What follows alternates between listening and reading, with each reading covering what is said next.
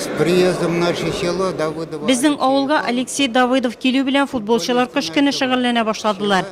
зимой начали тренироваться. 40 елдан артық тарихлы турнир 75 яшын тутырып келуші Владимир Ендиряков үшін бик қадірлі ойынларны ұйыштырып жіберушілерінің бірсі ол. Хәзір оның ішін улы Александр дәвам ете, анықлары да футбол ойнай. Спорт ветераны Павел Егорович Михеевны ғажайып кең көңілі толапшан гвади еді деп иска ала.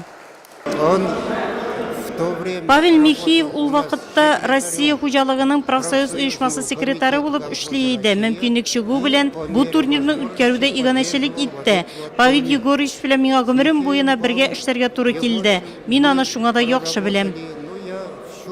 Мы уже, как молодое поколение, должны... Без яшьләр әти бабайларыбыз традициясын дәвам итәргә тиеш. Безнең якташыбыз кебек геройлар ярдәмендә бүгенге матур тормышыбыз яулап алынганны истә тотарга кирәк. Завоевано счастье.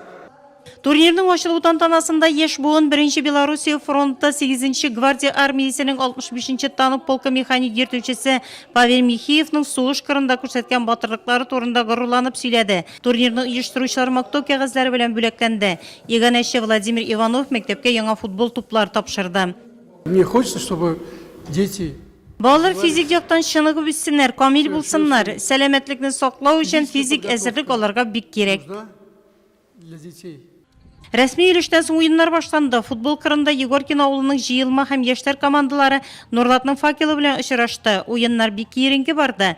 Һәр командада яхшы әзерләнгән. Беренче урынны факел командасы яулады. В целом игра удалась, выиграли с минимальным преимуществом. Өлкән футболчы абыйларыннан кичкенәләр дә калышмады. Параллель рәвештә үткән ел республика программасы буенча төзелгән спорт мәйданчыгында башлангыч сыйныфтарда укучылар өчен футбол буенча мини-турнир үткәрелде.